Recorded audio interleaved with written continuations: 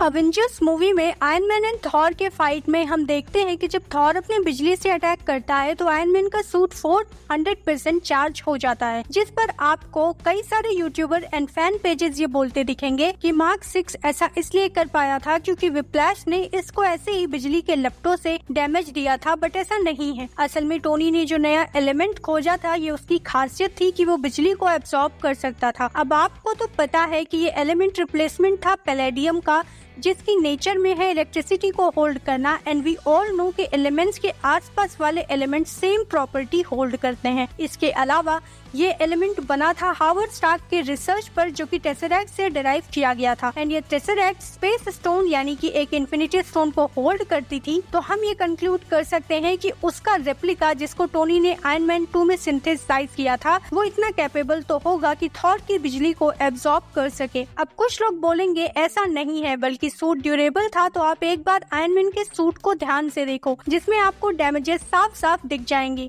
Tony Stark definitely अपनी गलतियों से सीखता है, बट यहाँ उसको अपने ही द्वारा बनाए गए एलिमेंट का ये प्रॉपर्टी नहीं मालूम था, इसलिए वो यहाँ थोड़ा सा शॉक भी होता है। वैसे तो टोनी मार्वल सिनेमैटिक यूनिवर्स के सबसे इंटेलिजेंट कैरेक्टर में से एक है, एंड जो अपने जर्नी में उसने कई गलतियाँ की एंड उससे सीख लेकर अपने सूट को काफी अपग्रेड किया। एंड आज की वीडियो में हम उसी के ऊपर बात करेंगे। आज हम देखेंगे कि कैसे टोनी स्टार्क की कुछ बड़े फेलियर्स ने उसकी इवोल्यूशन को इन्फ्लुएंस किया है। हम पहली बार इस इवोल्यूशन का ग्लिम्स देखते हैं आयरन मैन की पहली फिल्म में, जब टोनी स्टार्क आयरन मैन बना भी नहीं था, जहां उसने घर में पड़े इतने बड़े आर्क रिएक्टर को कभी छोटा बनाने का नहीं सोचा। पर जब उसको कैद किया गया तो उसने सबसे पहले आर्क रिएक्टर का एक मिनिएचर वर्जन बनाया जिससे मार्क 1 को पावर मिले। एंड जब वो वहाँ से निकल रहा था तो उसके सूटअप में काफी टाइम लगा, जिसकी वजह से यानसिन को टाइम बाई करना पड़ा, जिसमें वो मारा गया। इसलिए टोनी ने घर आकर सबसे पहले अपने बल्कि सूट को कंसाइज किया एंड टू द पॉइंट रखा ताकि सूट में ज्यादा टाइम ना लगे। इसके बाद मार्क 2 को जब टेस्ट फ्लाइट के लिए ले जाया जाता है तब उससे सूट की अपर लिमिट पता चलती है, जहां उसका सूट फ्रीज हो जाता है और सिस्टम शटडाउन होने लगता है, पर वो एन मौके पर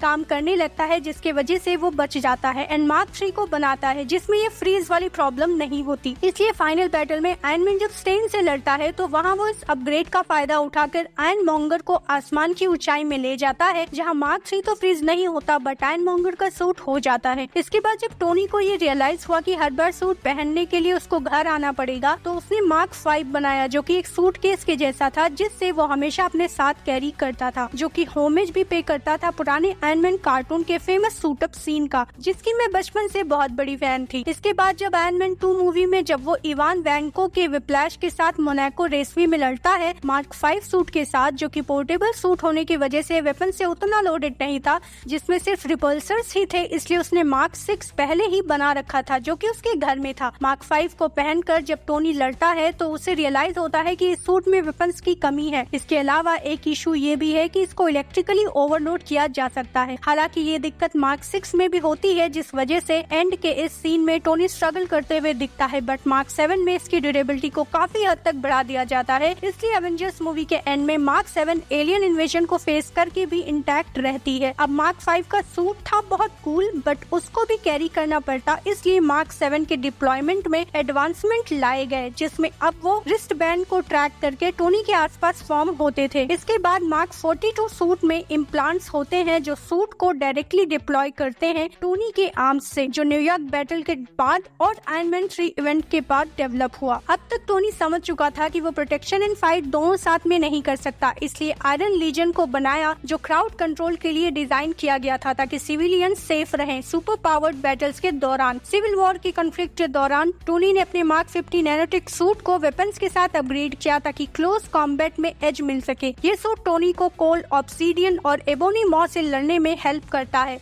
और एडवांस फ्लाइट थ्रस्टर्स का यूज भी करता है, जो पास्ट में स्पीड की कमी से सीखा गया था। मार्क 50 के फाइनल अपग्रेड में स्पेशलाइज्ड हॉलो शील्ड शामिल है जो टोनी ने फाइट के दौरान यूज किए। ये शील्ड वकांडियन टेक्नोलॉजी जैसा लगता है और टोनी की सूट को प्रोटेक्ट करता है, बट थानोस के साथ लड़ाई ने उनको रियलाइज हुआ कि ये डिस्ट्रॉय होता है, तो उन्होंने फोर्स फील्ड वाला शील्ड यूज करना शुरू किया जो पहले रेस्क्यू आर्मर में था, बट उसको फिर मार्क 85 में डाल दिया गया। स्पाइडरमैन होमकमिंग के दौरान टोनी ने पीटर के सूट को एडवांस ट्रैकर और हीटर के साथ डिजाइन किया। ये अपडेट टोनी के पास्ट एक्सपीरियंसेस का रिजल्ट है और पीटर को सेफ रखने के लिए है। तो दोस्तों, आपको टोनी स्टार्क के सूट की इवोल्यूशन कैसी लगती है? क्या आपको लगता है कोई और टाइम था जब टोनी ने अपने सूट का अपग्रेड किया था? और सबसे इम्पोर्टेंट सवाल, कैसी लगी आज की वीडियो? हमें कमेंट सेक्शन में जरूर बताना। इसके अलावा हमसे कोई डिटेल मिस हो गई हो तो कमेंट में जरूर बताना, हम उसको अपने अगले पार्ट में इंक्लूड कर देंगे। Thank you for watching and giving a like. मिलते हैं अगले वीडियो